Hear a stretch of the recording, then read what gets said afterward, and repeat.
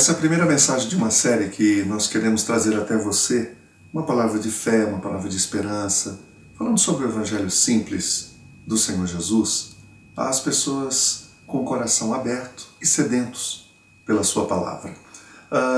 A primeira mensagem que eu queria deixar com você está relacionada a mágoas e ressentimentos. O apóstolo Paulo, em 1 Coríntios 13, ele diz que o amor, ele não guarda rancor, ele não guarda mágoas. Mágoas são feridas emocionais. É quando alguém machuca você. Uma palavra, uma atitude, alguma coisa que veio, machucou, um episódio que aconteceu, ou no seu trabalho, ou na sua família, na sua casa. E aquilo machucou você, aquilo te feriu. Talvez você não tenha percebido isso naquela hora, mas depois você começou a pensar, e aquilo volta como que um filme, né? A gente fica pensando nos detalhes, cada palavra, e por que aquilo te machucou, e você acha que aquilo foi injusto. Depois você lembrando bem, você pensou, puxa vida, por que eu não respondi desse jeito, daquele jeito? E aí, a partir desse momento, a pessoa começa a procurar uma oportunidade para se vingar daquela outra, entendeu? Enquanto isso, vai nutrindo esse sentimento. E esse sentimento ele vai se agigantando dentro da gente, ele vai criando corpo, vai se enraizando dentro de nós até que vira verdadeiramente numa mágoa mesmo, em raiz de amargura. Não é? O que causa esse tipo de sentimento? Várias coisas. Dentre elas, você se torna uma pessoa amarga, uma pessoa que começa a ter um relacionamento dificultado com as pessoas, entendeu? Uma pessoa triste, porque quem guarda mágoa não pode ter uma alegria completa, não é mesmo? As pessoas perdem a alegria, entendeu? Agora, em relação àquela pessoa, então, aí cria uma barreira imensa, uma muralha que se faz entre você e a pessoa. Como que você sabe que você tem? Ora, todas as vezes que você lembra aquela pessoa, ou passa por aquele lugar, alguma coisa que te traz de volta para aquele dia, e as emoções daquele momento, elas se tornam tão grandes, ou tão importantes, ou tão vivas, ou tão reais, como naquele dia, é sinal de que você ainda tem mágoa daquela pessoa, entendeu? E nesse caso, você, uma vez admitida, você deve procurar o caminho para a cura e para a restauração. Eu tenho um amigo que ele sempre diz que guardar mágoa é como beber o veneno e esperar que o outro morra. Então, como você percebe, quanto mais mágoas a gente guarda, mais a gente mesmo vai se machucando. E a gente mesmo vai se prejudicando, entendeu? Isso compromete o meu relacionamento com Deus, compromete o meu relacionamento pessoal comigo mesmo, a minha autoestima, por exemplo. E o meu relacionamento com as pessoas com quem eu convivo. Seja minha esposa, meus filhos, meus amigos, os irmãos da igreja, o colega de trabalho, enfim, começa a criar essa barreira, essa dificuldade.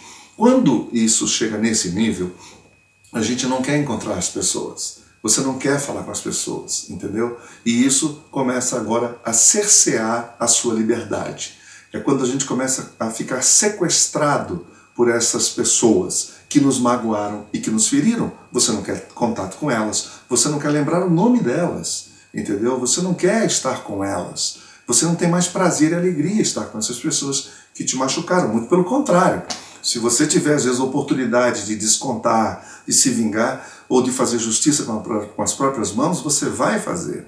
Porque essa, muitas vezes, é o nosso instinto, a vontade que a gente tem de fazer. Agora, o Evangelho tem uma proposta para isso. Não é muito simples a proposta que o Evangelho traz para isso. O apóstolo Paulo, na carta que ele escreve aos Efésios, no capítulo 4, versículo 32, ele diz que a gente tem que se perdoar uns aos outros, assim como Deus em Cristo nos perdoou. Ora, Paulo está falando aqui que Deus perdoou a minha dívida, a sua dívida eterna.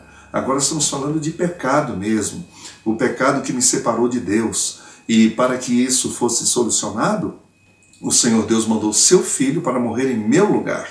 Ou seja, pagou a minha culpa, né? Ele pagou pela minha culpa.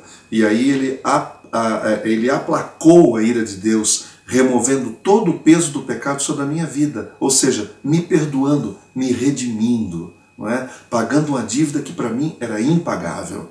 Sim, se Deus faz isso comigo e pagou a minha dívida impagável, o que me impede de liberar perdão para o outro também. Por falar em perdão, o perdão é o único caminho para a gente se livrar da mágoa. Aí você diz assim, você está falando isso porque você não sabe o que aconteceu comigo. Você não sabe o que aquela pessoa fez comigo. Eu de fato não sei. E muitas coisas realmente trazem dores grandes, terríveis e mágoas que duram anos. Porque a mágoa ela não se desfaz com o tempo. Há muita gente que pensa que o tempo vai apagar a mágoa. Não, o tempo não apaga as mágoas. As mágoas elas permanecem vivas, elas têm que ser tratadas, trazidas à luz e tratadas, entendeu? Com franqueza, com honestidade, entendeu? Com tranquilidade e com firmeza. E o caminho que o Evangelho aponta é esse, é de você liberar perdão para a pessoa.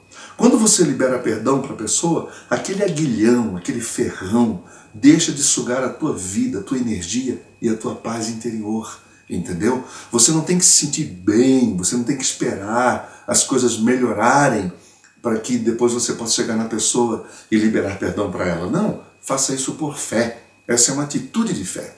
Você chega diante de Deus, você fecha a porta do seu quarto, dobra o seu joelho lá na sua cama e diz, Senhor, gera perdão no meu coração para com o fulano. Fala o nome da pessoa, cita nominalmente. Você está em audiência exclusiva com Deus. Não tem ninguém te ouvindo, entendeu? Essa é uma coisa entre você e Deus. E ali você apresenta essa pessoa diante de Deus e você vai dizer, Senhor, tira essa mágoa de dentro de mim. E você fazendo isso, indo à presença de Deus diariamente, não é? Lendo a palavra de Deus, especialmente o Novo Testamento, o Evangelho. Quando você começa a ler sobre Jesus, você vai ver como ele tratava as pessoas, e como ele tratava com amor as pessoas, e com carinho as pessoas. E é isso que vai dando a nós uma nova compreensão da vida, entendeu?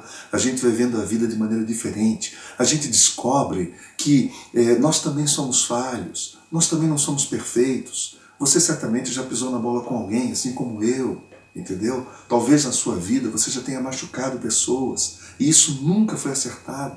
Eu sugiro que você ligue para ela, entre em contato com a pessoa e tire essa mancha, entendeu? Resolva isso, entendeu? Põe em pratos limpos, reata a amizade. Se não quer conviver todos os dias, não tem problema, a gente entende isso, mas pelo menos acerta a questão, entendeu? Para que você nunca deixe de ir num lugar porque vai encontrar o fulano. Imagine quantas pessoas deixam de ir agora, por exemplo, no final do ano, não pode ir num jantar na casa de uma família no Natal ou no fim do ano, porque vai encontrar o fulano Beltrano, porque tem mágoas e ressentimentos um do outro. É isso que a mágoa faz, ela sequestra as pessoas, entendeu? Não permita que isso aconteça com você. Chame para conversa, acerte. Esse é o caminho que o Evangelho propõe. Você está entendendo? Você pede perdão, você libera perdão para a pessoa e aquela mágoa sai dentro de você e você vai poder andar livre, entendeu? E livre mesmo como quer e como propõe o Evangelho. Pense nisso e viva bem.